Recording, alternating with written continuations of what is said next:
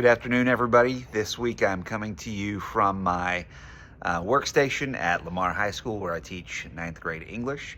And this week we are looking forward to learning about Exodus chapters 1 through 19 in our Equip class. Now, in Exodus chapters 1 through 19, something really big happens. In fact, it is the biggest thing that happens in the Old Testament, other than the creation and the fall itself, and that is the Exodus, the freedom of the Jewish people from their captivity, from the Hebrew people of their captivity in Egypt. Pharaoh rather unwillingly sets them free after 400 years in slavery. And it's the biggest thing that happens in the Old Testament after creation in the fall. It's bigger than David's reign. There is for Jews even today, their highest holy day goes back to this event in Scripture. And it also holds very special significance for Christians as well, because of the way that this Exodus was sort of reenacted in a new way in the New Testament.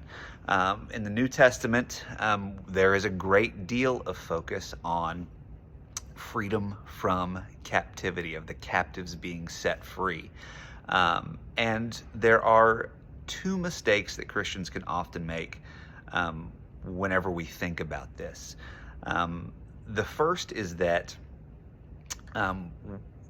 there are some Christians who focus completely and totally on the sort of physical, literal aspects of captives being set free. These are Christians who want to work towards social justice, and justice is a very important theme throughout all of Scripture.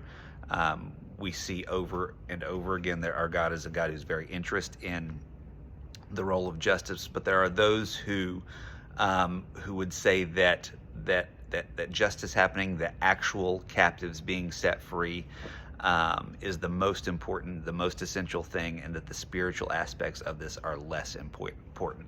On the opposite side of the spectrum, there are those who would say that really the essential thing here that's going on here are the spiritual aspects of it, the aspects of being spiritually released from the bondage of sin, and that justice happening out in the world, the actual freedom of actual people in bondage, is not as important, is not as essential as the spiritual aspects of this. Well, today what we're going to be talking about on Sunday is how both of these things,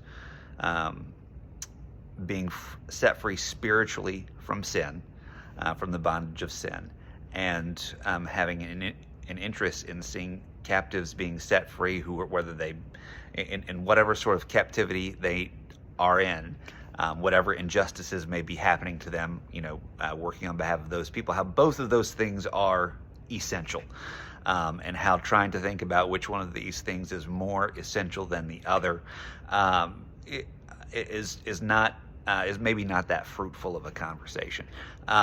And so that's what we're going to be thinking about. That's what we're going to be leading up to for our Equip class this coming week. I hope you have had a great start to your week. I hope you have a great rest of your week. See you on Sunday.